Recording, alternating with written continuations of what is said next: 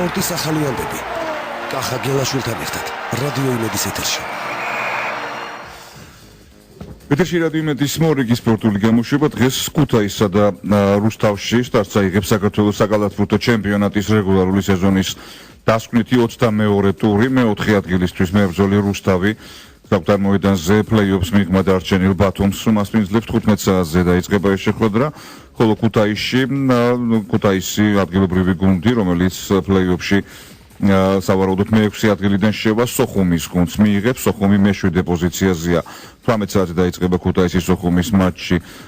ტურის დანარჩენი დასკვნითი 22 ტურის დანარჩენი 3 მატჩი კი ხვალ თბილისის სპორტის სასახლეში ჩატარდება. 14 საათზე ტურის ცენტრალური მატჩია. ოლიმპია არმია პირველ ადგილზე მყოფი ოლიმპი ჯერჯერობით საქართველოს მოქმედ ჩემპიონ მესამე ადგილზე მყოფ არმიას ხვდება. ამის შემდეგ დინამო ესტეუს მატჩი დაიწყება, ხოლო რეგულარული ჩემპიონატი აკადემია სამედიცინოს მატჩი დასრულდება. ამ წუთისთვის ოლიმპი და აკადემია პირველ-მეორე ადგილებს იყოფენ, როგორც ოლიმპა, ასევე შინაგან საქმეთა სამინისტროს გუნდმა 16 მატჩი მოიგო, მესამე ადგილზეა არმია 14 მოგებით. თუ დღეს ოლიმპი არმიას დაამარცხებს, ოლიმპი რეგულარულს პირველ ადგილზე დაასრულებს, ხოლო არმიის უпроსტად ხვალინდელ მატჩზე საუბარი, თუ არმიამ დაამარცხა ოლიმპი, მაშინ არმია შეინარჩუნებს მესამე ადგილს, რუსთავი კი მეოთხე ადგილზე გავა.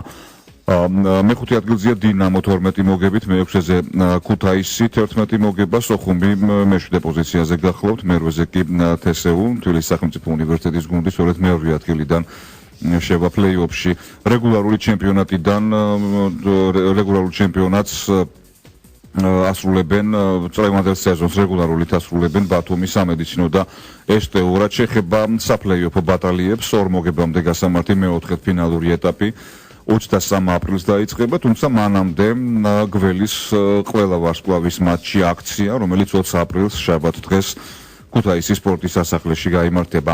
ამერიკის საკალათბურთო ასოციაციაში დღეს ასევე დასასრულს მიახლოვებული რეგულარული ჩემპიონატის 2 მატჩი გაიმართა. ჩიკაგო ბულსმა შეწყვიტა ნიუ-იორკ ნიქსის სლევამოსილით 13 მატჩიანი წაუგებელი სერია, ოვერტაიმში დაამარცხა ჩიკაგო ნიქსი 118-11. ნეით რობინსონი 35 ქულით საუკეთესო ბულძის რიგებში, სტომართა შორის კი კლავაც კარმელო ენტონი დომინირებდა 36 ქულა და ასევე 19 მოხსნა გახლავთ ენტონის ანგარიშზე. Golden State კი ოკლაჰომასთან აგებს საკუთარ არენაზე 97-116. კევინ დიურანტს 2 ზუსტი გადაცემა დააკლდა სამაგ დუბლამდე 31 ქულა 10 მოხსნა 8 ზუსტი პასი. დასავლეთ კონფერენციაში დღევანდელი გამარჯვების წყალობით ერთპიროვნულად დაწინაურდა ოკლაჰომა სიტი 58 მოგება გახლავთ ამ გუნდის ანგარიშზე. მეორე ადგილზეა სან ანტონიო სპურზი, რომელმაც 57 შეხვედრა მოიგო.